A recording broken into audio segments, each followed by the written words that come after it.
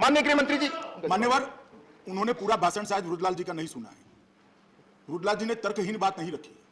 उन्होंने पीछे पूरी प्रक्रिया समझाई कि वो क्यों ऐसा बोल रहे हैं।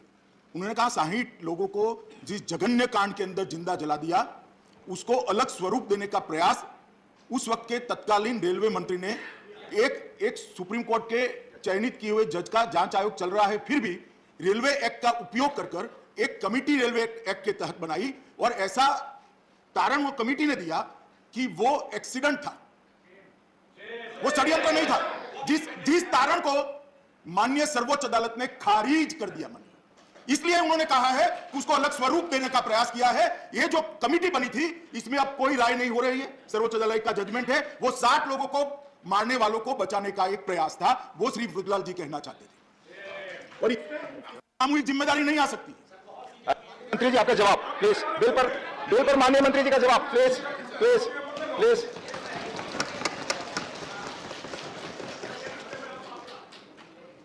धन्यवाद उपसभापति महोदय।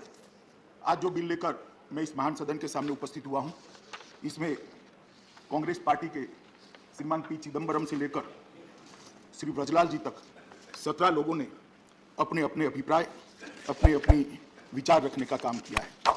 मान्यवर, कुछ सदस्यों ने कुछ धाराओं पर, इसके दुरुपयोग पर आशंकाएं भी व्यक्त की है कि इसका दुरुपयोग हो सकता है। कुछ सदस्यों ने इसकी संवैधानिक वैधता पर भी सवाल खड़े किए हैं कि सुप्रीम कोर्ट ने जो जजमेंट दिए हैं, इस जजमेंट के हिसाब से यह बिल उचित नहीं है। इस सब का मैं डिटेल जवाब दूंगा। माननीय, सबसे पहले मैं बिल को लेकर आने वाले मंत्री के नाते इस बिल का उद्देश्य सदन के सामने स्पष्ट करना चाहता हूं, क्योंकि रिकॉर्ड पर रहना चाहिए। मान्यवर, इस बिल का प्रमुख उद्देश्य है इस देश में कानून की अदालतों में जो मामले जाते हैं उसमें दोष सिद्धि का प्रमाण बढ़ाना, ये इसका प्रमुख उद्देश्य है। पुलिस और फोरेंसिक टीम की कैपेसिटी बिल्डिंग करना, ये इस बिल का उद्देश्य है। थर्ड डिग्री को नाबूद कर दोष सिद्धि के लिए साइंटिफिक एविडेंस प्रोसिक्यूशन एजेंसीज को उपलब्ध कराना, यह बिल का मान्यवर उद्देश्य है।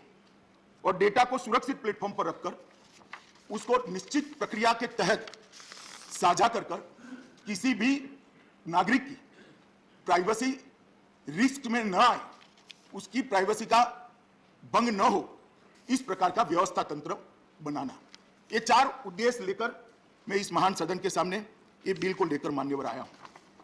मान्यवर, बहुत बात हुई कि बिल से ये कर देंगे, वो कर देंगे, इस बिल से इसका दुरुपयोग हो जाएगा। मगर मुझे थोड़ा दुख भी है मान्यवर, जो झा साहब ने कहा कि चर्चा का स्तर बहुत अच्छा रहा। झा साहब, चर्चा का स्तर तब अच्छा माना जाता है जब बात बैलेंस तरीके से की जाए। मान्यवर, एक भी विपक्ष के सदस्य ने दोष सिद्धि का प्रमाण कम है और उसको बढ़ाना चाहिए, इसकी जरूरियात ही महसूस नहीं की।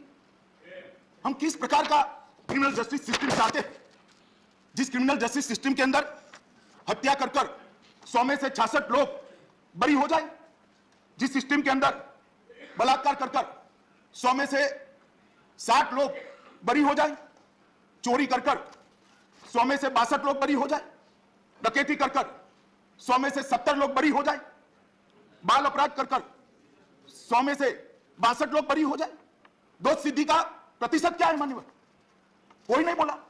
इतना सारा रिसर्च करते हैं तो इतना भी तो कर लेते और इसको स्पिरिट से रख देते। मान्यवर, हत्या के अंदर सिर्फ 44% लोगों को देश में हम सजा दिला पाते। मैं तो प्राइमरी कोर्ट की बात करता हूं, ऊपर जब जजमेंट आता है तब ये और गिरता है। मान्यवर, बलात्कार के अंदर 39%, चोरी के अंदर 38%, डकैती के अंदर 29% और बाल अपराध के अंदर 37% सिर्फ मात्र। क्या हम इसको बढ़ाना नहीं चाहते हैं? किसी ने इसका सजेशन नहीं दिया, कुछ अच्छे सुझाव देते कि भाई ये बढ़ाने के लिए ये जरूरी है, मगर इसमें इतना ध्यान रखिए, इसमें इतना सुधार करिए, तब तो चर्चा का स्तर ऊपर आया, मैं मान सकता था माननीय अध्यक्ष। मैं और देशों की भी बहुत सारी बातें हुई, उस देश के कानूनों का अध्ययन करें, मगर इसका रेफरेंस दिया गया है। हमारा कानून तो शक्ति के हिसाब से बच्चा है मान्यवर, इससे कठोरतम कानून दुनिया के देशों के अंदर बने हैं। और वहां पर दोष सिद्धि का प्रतिशत देखें, दक्षिण अफ्रीका में 82%, यूनाइटेड किंगडम में 84%, कनाडा के अंदर 64%, ऑस्ट्रेलिया में 97% और अमेरिका में 93%। ये क्यों है? क्योंकि वहां प्रोसिक्यूशन एजेंसी को साइंटिफिक एविडेंस का आधार मिला हुआ। साइंटिफिक एविडेंस, फोरेंसिक एविडेंस, इसके आधार पर प्रोसिक्यूशन एजेंसी आगे बढ़ती है। इसलिए अदालतों को सजा करना बहुत सरल हो जाता है और जो गुनहगार है उसको कानून की गिरफ्त से भागना बहुत कठिन हो जाता है। क्या हम हमारी क्रिमिनल जस्टिस सिस्टम को उस ओर मोड़ना नहीं चाहते? मोड़ना चाहिए या नहीं चाहिए? इस सदन के सामने ये बिल आया, इसलिए मैं पूछना चाहता हूं, क्या हम सिर्फ राजनीति की कोरी चिंता करेंगे? राजनीतिक चिंताओं का सम्मान है, आपकी शंकाओं का भी जवाब देने का मेरा दायित्व है और मैं दूंगा भी। परंतु आप में से कोई एक तो भला बोलता कि भैया ये जरूरी है मगर इतनी चिंता करिए। एक मैंने सब भाषण धैर्य से सुने, मान्यवर, कहीं पर भी कोई नहीं बोला। मान्यवर, ये बिल लाने का उद्देश्य दोष सिद्धि को बढ़ाना और साइंटिफिक एविडेंस को हमारी प्रोसिक्यूशन एजेंसियों को उपलब्ध कराना है। मान्यवर, एक देश में एक प्रथा होगी, लोकतंत्र में पक्ष और प्रतिपक्ष होना स्वाभाविक है, होना भी चाहिए। हम तो चाहते हैं प्रतिपक्ष मजबूत हो, मगर जनता जो चाहती है वही यहां आता है। हम तो चाहते हैं प्रतिपक्ष मजबूत हो, परंतु अल्टीमेटली वो तो जनता को नहीं मिलती। मान्यवर, कोई भी सरकार बनती है वो विधि से स्थापित होती है। कोई भी सरकार जो बनती है वो विधि से स्थापित होती है और सरकार लोगों के मैंडेट का प्रतिनिधित्व करती है। सरकार की हर लेजिस्लेशन को, हर कानून को शंका की दृष्टि से देखकर एक शंका का गहरा बादल देश के विचारों के आकाश पर बना देना कितना उचित है। जन भावनाओं को गुमराह करना, शंकाओं के औथार के नीचे आप हर चीज को जनता के मन में भय उत्पन्न करना, यह कितना ठीक है। हमने कहीं ना कहीं इसका विचार करना पड़ेगा।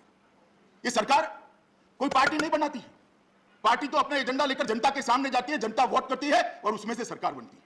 यह सरकार संविधान बनाता है, संविधान की धाराएं बनाती है, शपथ संविधान के लेने पड़ते हैं। तो सरकार के हर इंटेंट शंका खड़ी करना और शंका का एक बादल खड़ा कर लोगों को गुमराह करने का प्रयास मान्यवर लोकतंत्र के लिए उचित नहीं है। और मैं देख रहा हूं हर एक सरकार के कदम को राजनीतिक तराजू के अंदर ही तोला जाता है। हर एक सरकार के कदम को पक्ष और विपक्ष की भाषा में ही देखा जाता है। सरकार के हर उद्देश्य को इसका ये उपयोग हो जाएगा, उसका वो उपयोग। मैं समझ रहा हूं आपको शंका ना स्वाभाविक है, जब आप पावर में थे तब किया है दुरुपयोग, आपने किया है दुरुपयोग, मगर हम उनमें से नहीं है, नहीं है, निश्चित रूप से नहीं है। मैं बोलूंगा तो पसंद नहीं आएगा, कहेंगे पुरानी बात है। मैं बोलूंगा तो पसंद नहीं आएगा, आप तुरंत कहेंगे पुरानी बातें पुरानी ही है, क्योंकि आपकी सत्ता पुरानी हो गई, तो बात तो पुरानी ही आएगी।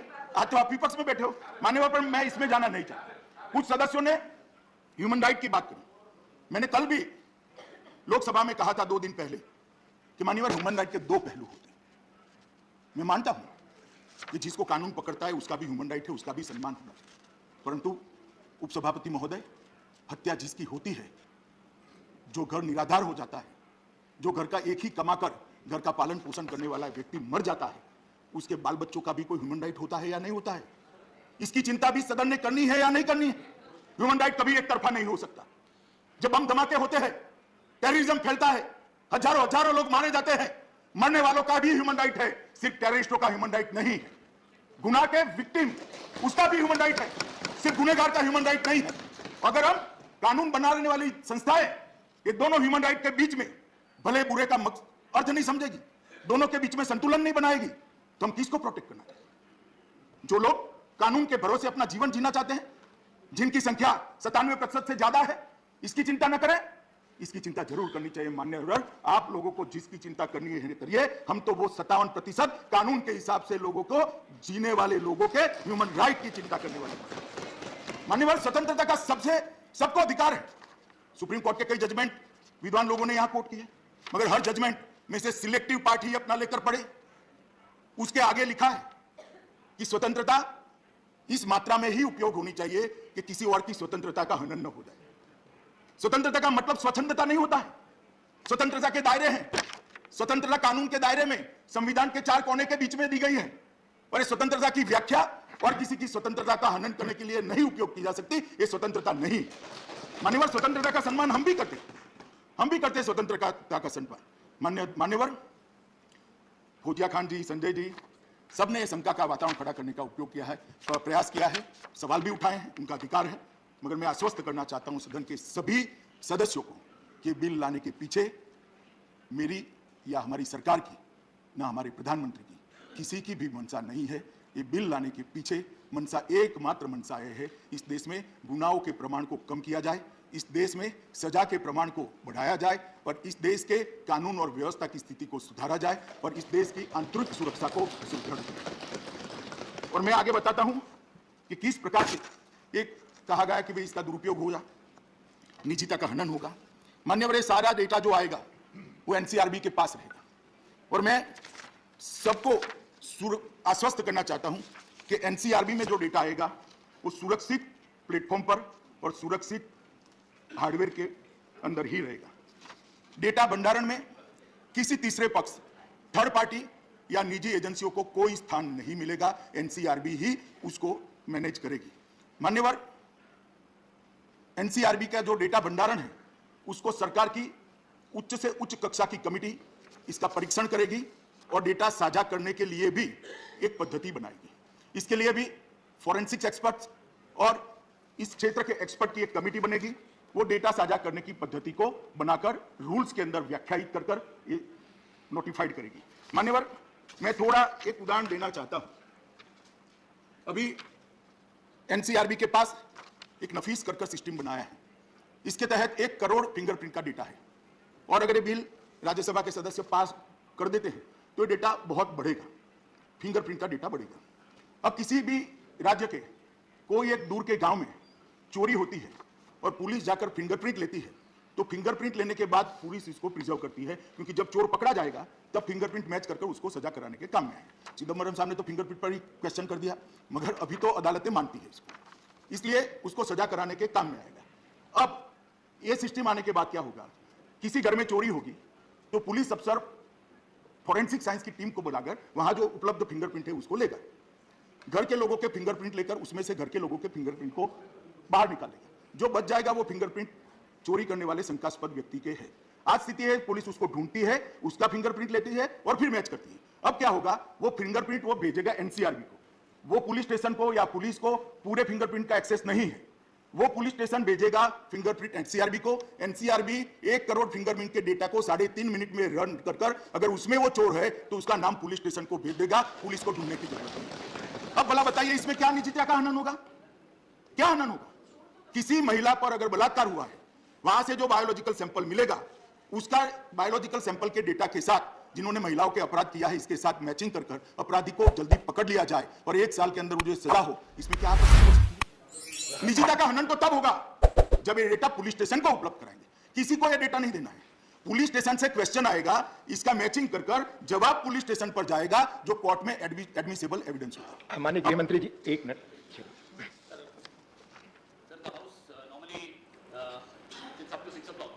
Since we are discussing this bill, we may extend the sitting of the house. Let's dispose it. Disposed of, and then the special mention is also taken. Thank you, सहमति। मान्यवर, मैं सदन को आश्वस्त करना चाहता हूं कि इससे किसी का भी निजता का हनन नहीं होने वाला है। कोई डेटा लीकेज का question does not arise. Rules के अंदर इसकी रिस्पॉन्सिबिलिटी भी फिक्स की जाएगी और इसकी जिम्मेदारी भी तय की जाएगी। जो डेटा रखने वाले हैं उसकी जिम्मेदारी। और आजकल तो मान्यवर टेक्निक बहुत आगे गई, कोड के बगैर डेटा नहीं मिलेगा। इसका कंप्यूटर की क्लॉक में समय भी निश्चित हो जाएगा और उसका एक कंप्यूटराइज रजिस्टर होगा कि किसकी डिमांड पर, किस एजेंसी की डिमांड पर ये डेटा का एक्सेस किया गया है। मान्यवर, इसके अंदर इतनी शंका ना मान्य संसद सदस्य रखे ना जनता को रखने की जरूरत नहीं। इसको पूरे विचार के साथ ही हम नोटिफाइड करेंगे, पूरी सिस्टम बनाने के बाद ही नोटिफाइड करेंगे और रूल्स भी इसके सारे तज्ञों के साथ चर्चा करने के बाद हम नोटिफाइड। मैं इसलिए कहता हूं कि अगर शंका राजनीति से प्रेरित नहीं है तो इसका निरसन जरूरी है। सभी लोगों की शंकाएं राजनीति से प्रेरित है ऐसा मैं नहीं मानता, इसलिए मैंने इसको समझाने का प्रयास किया। मान्यवर, 2014 में देश के प्रधानमंत्री मोदी जी ने स्मार्ट पुलिसिंग की एक व्याख्या देश के सामने रखी थी और स्मार्ट पुलिसिंग की व्याख्या को उन्होंने बहुत स्पष्ट किया है, क्योंकि इस देश में जब तक पुलिसिंग के पद्धति को बदला नहीं जाता, इस देश के अंदर दोष सिद्धि के प्रमाण को बढ़ाया नहीं जाता और गुनाहों के प्रमाण को भी कम नहीं किया जा सकता। मान्यवर, इन्होंने एस से कहा था स्ट्रिक्ट और सेंसिटिव, एम से कहा था मॉडर्न और मोबाइल, ए से कहा था अलर्ट बट अकाउंटेबल, आर से कहा था रिलायबल एंड रिस्पॉन्सिव, टी से कहा था ट्रेंड और टेक्नोसभी। ये जो बिल है मान्यवर, ये टी को एड्रेस करने वाला है। देश भर के सभी प्रिजन के अफसर को, सभी पुलिस अफसरों को इसकी टेक्नोलॉजी से ट्रेन करने का अभियान भारत सरकार के बीपीआरएनडी और हमारा एनसीआरबी उठाने वाला है मान्यवर। इनको ट्रेन करेंगे और उनको टेक्नो सेवी भी बनाएंगे और तब जाकर ये बिल की मंशा पूरी होगी मान्यवर। क्या हम आगे बढ़ना नहीं चाहते मान्यवर? ये सदन में भी ये सोचना पड़ेगा कि हम वही रहना चाहते हैं। सिर्फ राजनीति की गुल्ला डंडी खेलकर देश का विचार नहीं करेंगे हम। अरे बहुत सारी चीजें हैं राजनीति के करने के लिए। मैं बंगाल आऊं चुनाव के लिए, तब कर लो भाई, कौन डरता है? कर लेंगे दो हाथ, हम नहीं डरते। मगर जहां तक जनता के संरक्षण का सवाल है, उसकी सुरक्षा का सवाल है, पुलिस को ताकत देने का सवाल है, गुनहगारों को सजा कराने का सवाल है, मुझे लगता है मान्यवर इसमें किसी ने राजनीति नहीं करनी। और ये जो बिल मैं लेकर आया हूं, ये एक अकेला हमारा प्रयास नहीं है मान्यवर। विगत 2.5 साल के अंदर ढेर सारी चीजें मोदी जी के स्मार्ट पुलिसिंग की व्याख्या को चरितार्थ करने के लिए गृह विभाग ने की। मोदी जी ने जो व्याख्या की है, इसके 8 बिंदुओं पर गृह मंत्रालय काम कर रहा है। अगर ये बिल आइसोलेशन में आता है तो शंका और गहरी हो सकती है कि भाई चलो एक अकेले बिल से क्या होगा। ऐसा नहीं है। हम इसके लिए एक एनवायरमेंट भी बनाए हैं और बहुत सारे प्रयासों में से ये बिल एक प्रयास आइसोलेशन में नहीं है मान्यवर। हमने फॉरेंसिक साइंस यूनिवर्सिटी बनाई है। क्यों बनाई है? फॉरेंसिक साइंस यूनिवर्सिटी इसलिए बनाई है कि बहुत सारे रिपोर्टों के अंदर है कि 6 साल से ज्यादा सजा वाले सभी धाराओं के अंदर फॉरेंसिक एविडेंस को कंपलसरी करना चाहिए। कर तो दे, मगर ट्रेन मैन फोर्स कहां है भाई? हमारे पास तो इतना मानव संसाधन बल है ही नहीं। तो क्या करना? फॉरेंसिक साइंस को बढ़ावा नहीं देना, फॉरेंसिक एविडेंस को बढ़ावा नहीं देना चाहिए। तो हमने, मोदी जी जब गुजरात में मुख्यमंत्री थे, वहां गुजरात फॉरेंसिक साइंस यूनिवर्सिटी बनाई थी। यहां प्रधानमंत्री बनने के बाद 2020 में फॉरेंसिक साइंस यूनिवर्सिटी की हमने रचना की, जिससे वहां से जो विद्यार्थी निकलेंगे, BSc forensic science, MSc forensic science और इसके अंदर आरएनडी करने वाले बच्चे भी निकलेंगे हर विधा के अंदर। मान्यवर, आज 2 साल के अंदर ये यूनिवर्सिटी ने 6 राज्यों में राज्य सरकारों के साथ एग्रीमेंट कर इस यूनिवर्सिटी से अटैच कैंपस और कॉलेज अलग अलग राज्यों में खोले हैं। और मुझे पूरा भरोसा है कि कुछ ही सालों के अंदर ये यूनिवर्सिटी से और इसके संबंध कॉलेजों से अनेक विद्यार्थी बाहर आएंगे जो फॉरेंसिक साइंस के क्षेत्र में देश को न केवल मजबूत करेंगे, देश का नाम दुनिया में रोशन करेंगे मान्यवर। और ये फॉरेंसिक साइंस यूनिवर्सिटी के जो तज्ञ बाहर आएंगे, वो केस को सजा कराने के लिए, अपराधी को सजा कराने के लिए फॉरेंसिक साइंस के साइंटिफिक एविडेंस के बेस को मजबूत कर प्रोसिक्यूशन एजेंसी की मदद में रहेंगे मान्यवर। ये हमारा आइसोलेशन में प्रयास नहीं है। हमने रक्षा शक्ति यूनिवर्सिटी बनाया। रक्षा शक्ति यूनिवर्सिटी भी 2020 में बनाया। और रक्षा शक्ति यूनिवर्सिटी के तहत जो बच्चे, कुछ बच्चे चाहते हैं बचपन से कि मैं डॉक्टर बनूं, कुछ वकील बनना चाहते हैं, कोई पत्रकार बनना चाहते हैं, कोई राजनीति में आना चाहते हैं। इस तरह से बहुत सारे बच्चों की मनसा होती है कि मैं रक्षा के क्षेत्र में काम करूं, मेरी कैरियर में रक्षा के क्षेत्र में बनाऊं। तो उनके लिए कोई स्पेशलाइज कोर्स ही नहीं है। वो तो बेचारा बीएससी करता है, बीए करता है, बीकॉम करता है, फिर एग्जाम देता है, शरीर तगड़ा है तो सिलेक्ट हो जाता है और फिर उसकी ट्रेनिंग होती है। तो क्यों नहीं ऐसी यूनिवर्सिटी बनाई जाए जो रक्षा के साथ जुड़े हुए सभी क्षेत्रों के अंदर एक स्पेशलाइज फोर्स खड़ा करे, एक एक्सपर्ट्स खड़ा करे। रक्षा के क्षेत्र के साथ बहुत सारी विधाएं जुड़ी हुई, तो इसके लिए, उसकी ट्रेनिंग के लिए, उसके स्पेसिफिक अध्ययन के लिए हमने रक्षा शक्ति यूनिवर्सिटी बनाया है मान्यवर। और रक्षा शक्ति यूनिवर्सिटी भी आने वाले दिनों में पूरे देश के अंदर अपने संबंध कॉलेजों को बढ़ाने वाली है मान्यवर। नेक्स्ट जनरेशन क्राइम को हमने समझना भी पड़ेगा और उसके सर्कल को तोड़ना भी पड़ेगा। हम चाहते हैं कि पुलिस, देश की कानून प्रवर्तक एजेंसियां क्रिमिनल से 2 कदम आगे रहे, पुलिस से क्रिमिनल 2 कदम आगे न रहे। पुलिस को सुसज्ज करना पड़ेगा। आप ह्यूमन राइट, प्राइवेसी, ये सारी चीजों को कर पुलिस के हाथ में हथकड़ी लगा दोगे और उसको तैरने के लिए स्विमिंग पूल में डालोगे और कहोगे जाओ भैया गोल्ड मेडल लेकर आ जाओ, वो नहीं आ सकता। उसके हाथ को सशक्त करना पड़ेगा, उसके हाथ को मजबूत करना पड़ेगा, उसके हाथ में भी वेपन देना। तो ये प्रयास पुलिस को सशक्त करना है, कानून प्रवर्तक एजेंसियों को सशक्त करने के लिए प्रयास मान्यवर। नेक्स्ट जनरेशन क्राइम को हम चिर पुरातन पद्धतियों से हैंडल नहीं कर सकते। हमने भी नेक्स्ट जनरेशन की तकनीक को अपनाना होगा और पुलिस को इससे लैस करना होगा, पुलिस को इसके ट्रेन करना पड़ेगा। भारत सरकार ने मोदी जी के मार्गदर्शन में मॉडस ऑपरेंडी ब्यूरो भी बनाया है। यह ब्यूरो देश भर में एनसीआरबी के पास जो क्राइम का रिकॉर्ड आता है उसका एनालिसिस करता है और विशिष्ट प्रकार के क्राइम करने वाले लोगों की मॉडस ऑपरेंडी क्या होती है इसका स्टडी करता है, इस पर डिस्कशन होता है, इसके समाधान ढूंढे जाते हैं और वो समाधान बीपीआरएनडी के माध्यम से देश भर की पुलिस को भेजे जाते हैं। ये भी हमने नया इनिशिएटिव लिया है। आईपीसी, सीआरपीसी और एविडेंस एक्ट में भी हम बदलाव करने जा रहे हैं। ये भी बहुत पुराने हो चुके, इसको भी बदलाव, मैंने सभी मान्य संसद सदस्यों को पत्र भी लिखे कि आपका कोई इसमें सुझाव हो तो आप जरूर भेज दीजिए, हम इसको अभी बना रहे हैं। और जहां तक बात करा कि भाई स्टैंडिंग कमेटी को देना, मैं आपको विश्वास दिलाता हूं सीआरपीसी, आईपीसी और एविडेंस एक्ट तीनों को सुधार कर हम लाएंगे। निश्चित रूप से गृह विभाग की स्टैंडिंग कमेटी को देंगे और जांच परख कर ही मैं उसको प्रूव करूंगा। उसमें मुझे कोई आपत्ति नहीं, परंतु इस बिल में इतने बड़े बदलाव ही नहीं हो रहे। मैं बाद में एक्सप्लेन करता हूं, मैं तो रिक्वायरमेंट पर हूं। चिदंबरम साहब ने और सारे लोगों ने जो जवाब दिए उसके मुझे जवाब देने। मान्यवर, इसके अलावा हमने डायरेक्टर ऑफ प्रोसिक्यूशन का कार्यालय का भी सभी जगह सभी राज्यों को मैंने लिखा है, एक डायरेक्टर ऑफ प्रोसिक्यूशन होना चाहिए जो प्रोसिक्यूशन एजेंसी को, हर राज्य की पुलिस को उस पर निगरानी रखे कि प्रोसिक्यूशन ठीक तरीके से हो। और ढेर सारे हमने ई गवर्नेंस इनिशिएटिव भी मान्यवर लिए हैं। मैं ई गवर्नेंस इनिशिएटिव को इसलिए बताना चाहता हूं कि सारी जो शंकाएं हो रही हैं वो शंकाओं का 2 मिनट में निरसन हो जाएगा ध्यान से सुनने के बाद। मान्यवर, एक CCTNS कर एक नेटवर्क सिस्टम भारत सरकार का चलता है। मैं इस ग्रुप को इन्फॉर्म करना चाहता हूं कि 16,390 मतलब 100% पुलिस थानों ने CCTNS नेटवर्क को अपना लिया है और पूरे देश के थाने CCTNS नेटवर्क से चलते हैं। और 99% पुलिस स्टेशन में अब FIR CCTNS में सीधे दर्ज हो रही है। जहां नेटवर्क के थोड़े प्रॉब्लम है, इसका भी हम सॉल्यूशन ढूंढ रहे हैं। मान्यवर, CCTNS नेटवर्क के अंदर 7.47 करोड़ FIR उपलब्ध है। जो डेटा लीकेज की बात करते हैं मैं उनको बताना चाहता हूं। मान्यवर, केंद्र शासित प्रदेश, राज्य और केंद्रीय जांच एजेंसी, ये सारी एजेंसियां, राज्य की पुलिस भी इसका उपयोग कर रही है। मान्यवर, ई प्रोसिक्यूशन भी हमने चालू किया है और 751 जिलों में, प्रोसिक्यूशन के जिलों में ई अभियोजन को लागू कर दिया गया है। आज तक कोई फरियाद नहीं। ई प्रिजन, देश की 1259 जेलों में ई प्रिजन लागू कर दिया गया है, कोई फरियाद नहीं आई। ई फॉरेंसिक्स, 117 फॉरेंसिक लैब में ये लागू हो चुका है, ऑनलाइन हो चुका है, आज तक कोई फरियाद नहीं। Inter operable criminal justice system ICJS वो भी लागू हो गया है और ICJS के तहत अब CCTNS, ई प्रिजन, ई कोर्ट और ई फॉरेंसिक को जोड़ने का भी काम अब चालू हो गया है। और वो एकीकृत डेटाबेस से एनालिटिकल मॉड्यूल भी बनाए गए हैं जिससे देश भर के क्राइम का एनालिसिस होकर उसके रोकने के मॉड्यूल बने।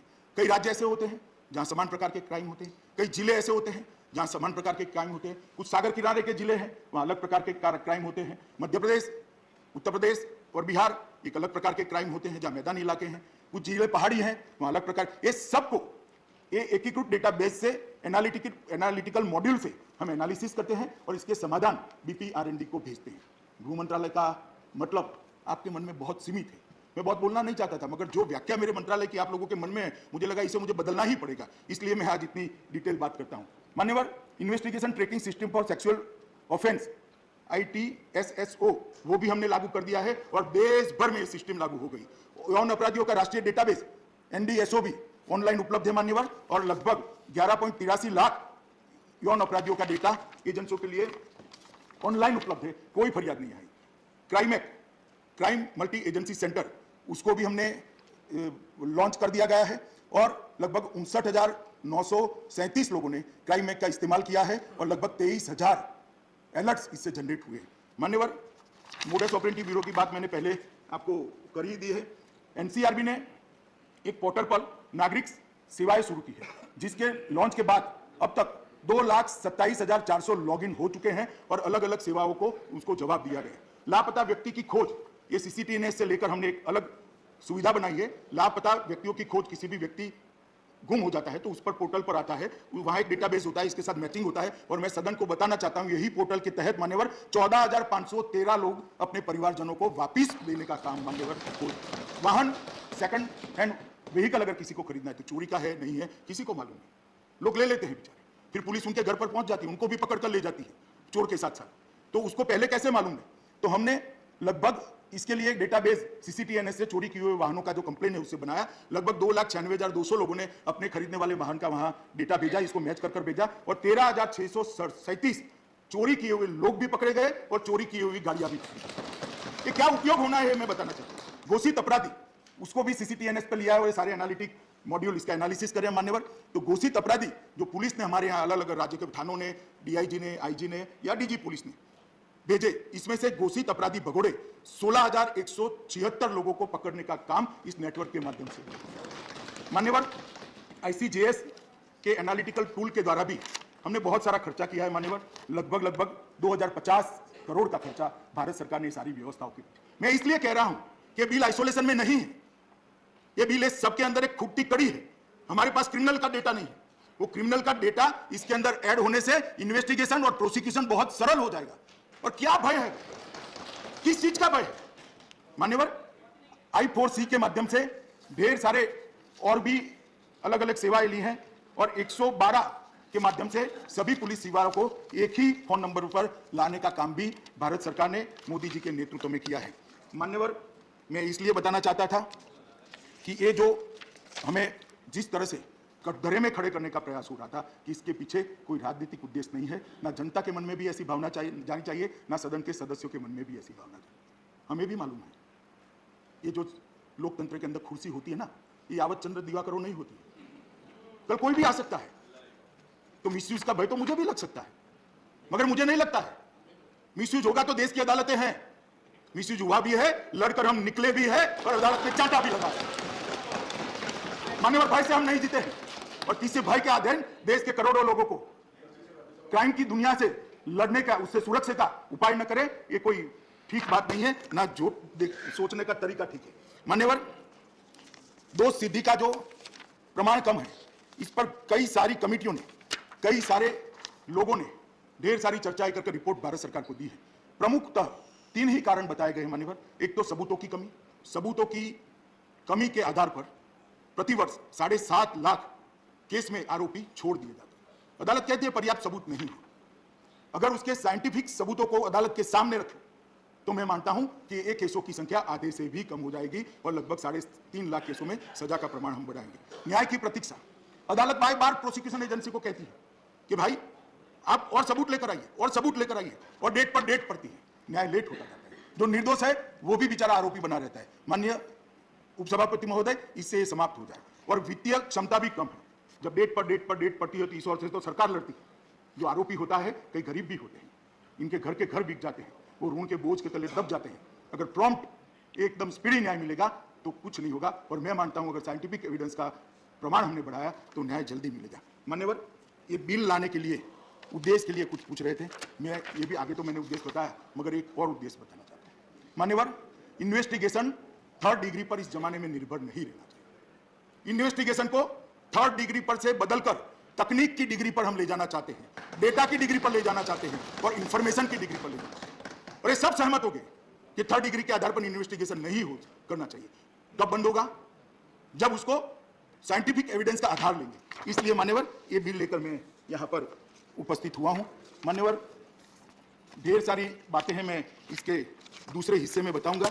अब कुछ सदस्यों ने अलग अलग प्रकार के सवाल भी मुझे पूछे हैं, शंकाएं भी करी है और मैं मानता हूं कि उनका अधिकार है।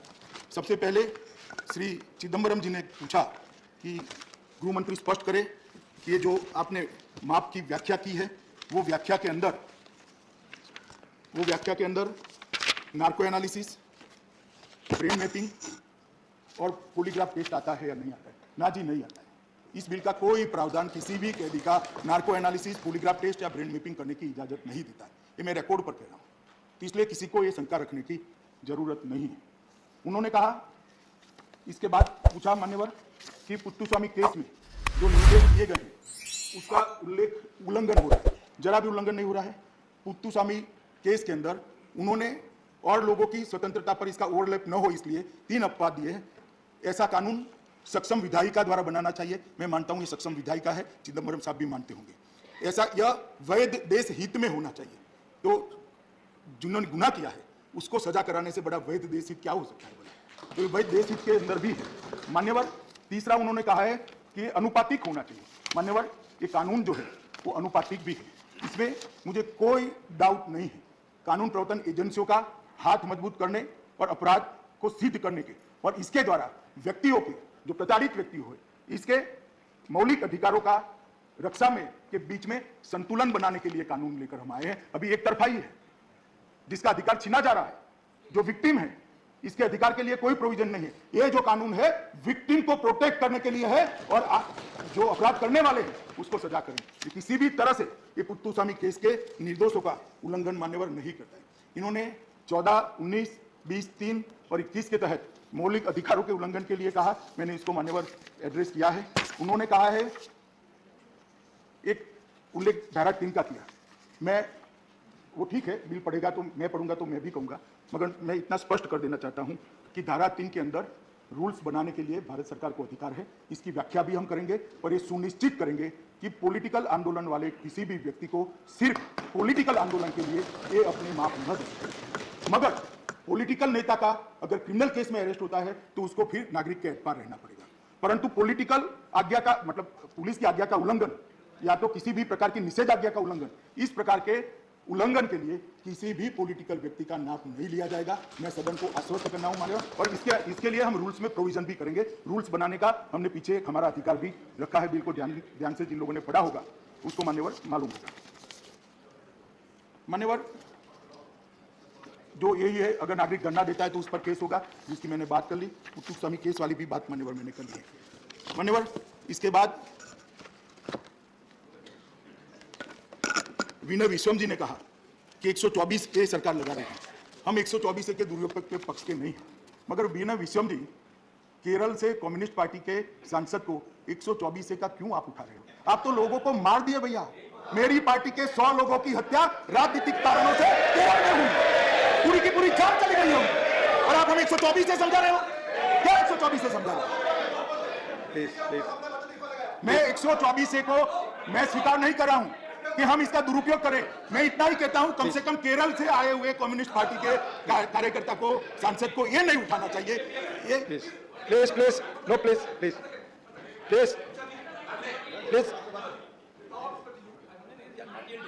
In Kerala, under 124A, nobody is implied. Thank you, Yes, please. Thank you I Vinay ji. request you to correct yourself. Please. अरे ढेर सारे उदाहरण है The wrong statement. Thank you Vinay ji, ढेर सारे thank you please let homeless please Vinay ji please no मान्यवर, please मान्यवर, इनकी इच्छा है तो इसी सदन के सवाल जवाब में से मेरी नहीं कोई और सरकार ने जो जवाब दिए हैं वो मैं सदन पे रखने के लिए तैयार हूं। केरल विधानसभा में सवाल जवाब में जो जवाब आए वो मैं सदन पर रखने के लिए प्लीज। मैं रिस्पॉन्सिबल स्टेटमेंट नहीं करता। विश्वम साहब, मेरे 27 साल हो गए किसी विधायिका में काम करते हुए, चाहे विधानसभा राज्यसभा। आपकी बात रिकॉर्ड पे नहीं जा रही मैं responsible प्लीज, statement नहीं करता। मंत्री जी की बात जा रही प्लीज मान्यवर, प्लीज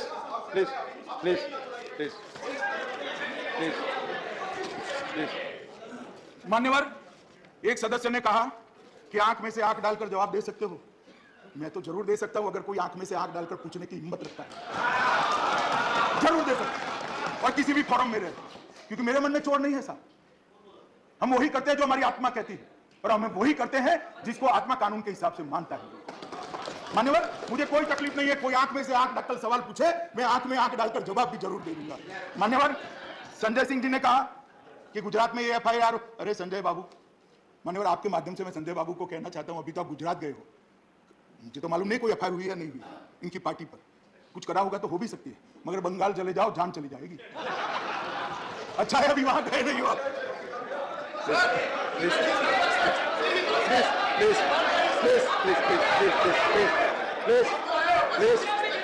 मान्यवर,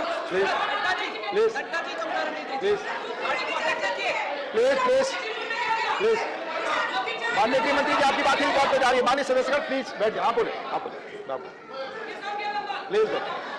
मान्यवर, ये कुत्ते हैं, आप गए हो। मैं गया था 2019 के चुनाव में, मेरे रोड शो पर आग के गोले फेंके गए, हमारे राष्ट्रीय अध्यक्ष गए नड्डा जी, इनकी गाड़ी को घेरकर उन पर जघन्य हमला किया गया। क्या पूछ रहे? कैसे ना बोल सकते हो? ये रिकॉर्ड पर है, कोर्ट ने संज्ञान दिए। माननीय गृह मंत्री जी कई बातें जा रही है रिकॉर्ड पर, और किसी की नहीं। प्लीज मान्यवर,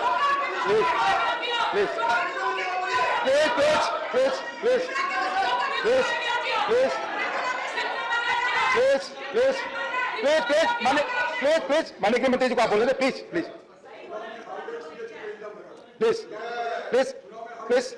थैंक यू प्लीज। माननीय गृह मंत्री जी की बात रिकॉर्ड पे जाएगी। माननीय गृह मंत्री जी प्लीज। मान्यवर, सुखेंदु शेखर रॉय जी ने कहा कि SC ST माइनॉरिटी की DNA प्रोफाइलिंग। भाई, पूरे सदन को मैं पूछना चाहता हूं, इसमें ST SC माइनॉरिटी कोई शब्द है क्या? किस चश्मे से पढ़ते हो सुखेंदु रॉय जी? किस चश्मे से पढ़ते हो बिल को?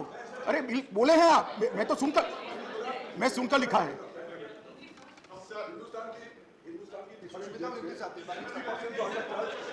वो 60% अंडर ट्रायल्स है, ओबीसी, एससी, एसटी, माइनॉरिटी, यही मैं बोला। Thank you. तो मान्यवर अंडर ट्रायल है, इसकी जात या धर्म क्या देखना? अंडर ट्रायल जो है वो है कानून की नजर में सब एक समान है। किसी अपराधी की जाति धर्म क्या देखना है और क्यों नहीं होना चाहिए? मान्यवर उन्होंने कहा है फासिस्ट बिल है, मैं ज्यादा टिप्पणी नहीं कर सकता। वो टीवी पर ममता दीदी देखती होगी, सारे सीआर सुधारने के लिए खड़े हो जाते हैं, इसलिए मैं ज्यादा कुछ कहना नहीं चाहता मान्यवर। मगर फासिस्ट शब्द की कड़ी से कड़ी व्याख्या को बंगाल की सरकार ने बदल दिया है मान्यवर, और फासिस्ट की नई डेफिनेशन लेट हिम मान्यवर में ममता दीदी का नाम वापिस लेते, बैठ जाओ, ले लिया वापिस, ममता जी का नाम लिया, प्लीज बैठ जाइए। ममता दीदी का नाम में वापिस लेते। मान्यवर फासिस्ट शब्द की डेफिनेशन को जो डेफिनेशन में है उससे अलग प्रकार के मायने देने का काम बंगाल की सरकार ने कहा। बाबा आप कम से कम फासिस्ट का रेफरेंस मत लीजिए। अंत में मान्यवर मैं इतना ही कहना चाहता हूं,